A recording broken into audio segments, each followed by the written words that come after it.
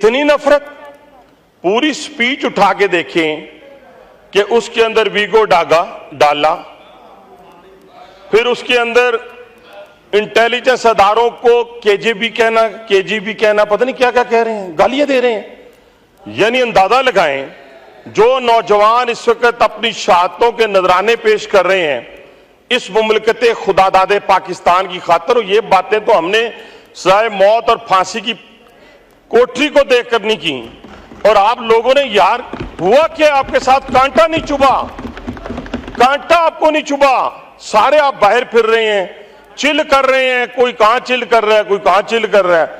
और आपकी गुफ्तगू का अंदाज, बहुत अफसोस हुआ उस घराने से जिस घराने ने अपना फील्ड मार्शल लिख लिया था बगैर कोई जंग जीते हुए। वो फील्ड मार्शल ही लिख लिया, उन्हें अपने कोने ही लगा लिया। कहने से मुराद ये है कि उनको छोड़ दें, चले, हमें उस पर कोई इतराज नहीं है, लेकिन खुदा का खौफ करें। उसी फौज को ये सारी गुफ्तगू आपकी खुदा के लिए, अगर ये हिंदुस्तान की फौज के खिलाफ होती, ये इजराइल के खिलाफ होती, इजरायली फौज के खिलाफ होती, तो खुदा की कसम इस कलेजे पे ठंड पड़ती और हम भी आज क्लैपिंग करते। मैंने समझा शायद हमें कोई ऐसी कहानी सुनाने लगे हैं जो इस मुमलकत खुदादादे पाकिस्तान में पहले सुनाई गई थी। यानी फर्ज किया कि हमने 90 लाख नौकरियां देनी है, पता नहीं 1.5 करोड़ 50 लाख घर बनाने हैं, 1.5 करोड़ नौकरियां देनी है, 90 दिनों में करप्शन का खात्मा करना है। और केपीके के अंदर हमने जनाब वो जो है 350 डैम बनाने हैं, वहां पर हमने दूध की नहरें बहा दी हैं। मैं समझा शायद ऐसा कोई और हम ख्वाब देखने के लिए जनाब उठे हैं। आपने तो सारे का सारा ख्वाब ही जो है वो इस तरफ ले गए हैं कि जिस तरफ इस वक्त दुनिया जो इस वक्त पाकिस्तान के ऊपर हमलावर हो चुकी है, आप तो उनके आलाकार लग रहे हैं। मुझे तो लगता है जो वो अमेरिका से, इजराइल से जो फंडिंग आई है आपको या आ रही है उन लोगों की तरफ से जो वहां पे इजराइल के एजेंट बैठे हुए हैं, तो शायद इसी काम के लिए है कि आपने फोकस एक इंस्टीट्यूशन को करना है। कभी आपको आपके हक में फैसला ना मिले तो आप चीफ जस्टिस के गले पड़ जाते हैं, बेशक वो हाई कोर्ट इस्लामाबाद का हो, चीफ जस्टिस पाकिस्तान का हो। अगर आपको थोड़ी सी तकलीफ पहुंच जाए तो आप कहते हैं जी हमें तो एजेंसियों ने उठा लिया है, हमें तो फलां ने उठा लिया है। वो इस मैदान में जब आती है ना तो वो कहती है ना कि अपने जरा पांव मजबूत लेके आते हैं और मजबूत पांव के साथ लड़ते हैं, सियासत करते हैं। सियासत में ये नहीं होता हुक्म चलाना, हुक्म चलाने वाला दौर खत्म हो गया है। इसलिए जरा सब्र करें। अभी तो इश्क के इम्तिहान और भी हैं, अभी मिलिट्री कोर्ट भी है। किसने कह दिया कि मिलिट्री कोर्ट नहीं है? अभी तो आप कहते हैं 9 मई की विजुअल्स लेके आए। अंधे हैं जिन्हें पता नहीं चलता कि 9 मई को क्या हुआ था। वो GHQ पे मैं गया था, वो हमजा कैंप मेरे हल्के में है, मैंने हमलावर हुआ था। वो आपने कोर कमांडर हाउस लाहौर मैंने जलाया था। वो बानिए PTI की वर्दी किसने पहनी थी, किसने उतारी थी? कैसी बातें आप कर रहे हैं कि जी वीडियो लेके हैं? वीडियो क्यों? अंधे हैं सारे, 25 करोड़ अवाम अंधी है, पूरा मीडिया अंधा है, जज अंधे हैं या फिर कोई और अंधा है? सबको नजर आ रहा है कि आपने हमला किया है प्लानिंग के तहत। आपके खिलाफ वादा माफ गवाह तैयार हो गए हैं, वो वादा माफ गवाह तैयार हुए आपके खिलाफ। इतने बड़े बड़े एविडेंस हैं आपके खिलाफ कि आपका बचना नामुमकिन है। इसलिए आप उसके बचने की तदबीर करें, ना कि रोज आप गालियां निकालें। आगे गालियां निकालने से आपको नुकसान होगा, फायदा नहीं होगा। और ये इतनी कमजोर फौज नहीं है कि आप इसको गालियां देके दबा लेंगे। जो रशिया से नहीं दबे और जो मुल्की दुश्मनों से नहीं दबे वो आपसे दब जाएंगे। आप तो है ही कुछ नहीं। आपका तो 1 साल से पड़ा हुआ है, 10 बंदे आपके पास आते नहीं है। 1 साल से पड़ा हुआ है बेचारा। वो खून की नहरें बहनी थी, बाहर आने थे 10 लाख अफराद, वो 20 लाख पता नहीं स्टूडेंट आने थे। और बांग्लादेश कौम है, वो कुर्बानी देना जानती है। आप बांग्लादेश की बंगालियों की मिसालें लेके बैठ जाते हैं। करें ना, निकले, किसी ने रोका आपको? जाके कोई एक आदमी, अच्छा जी तर्जुमान क्या कहता है? जिनको ये गालियां निकाल रहे हैं इनका तर्जुमान रऊफ हसन कहता है, मैं नाम लेके कहता हूं। वो कहता है कि हमारे फौज से राब्ते हैं, कोई स्टैब्लिशमेंट ना कहा करें, हमारे फौज से राब्ते हैं, हमारे इंडिविजुअल के राब्ते हैं। ये जो कसम उठा के 99 डेज के अपना ये नाम लिखे हुए हैं अल्लाह मियां के, इसके नीचे 99 नामों के नीचे ये कहें कि इनके इंडिविजुअल के राब्ते नहीं है। किसके कहने पे इन्होंने सा मनसूख किया? किसके? ये कदम कदम बलाएं ये सवाद कुएं जाना, ये कदम कदम बलाएं ये सवाद कुएं जाना, जिन्हें जिंदगी हो प्यारी वो यहीं से लौट जाए। सीधी सी बात है। अभी भी मौका है आपको, अभी भी मौका है।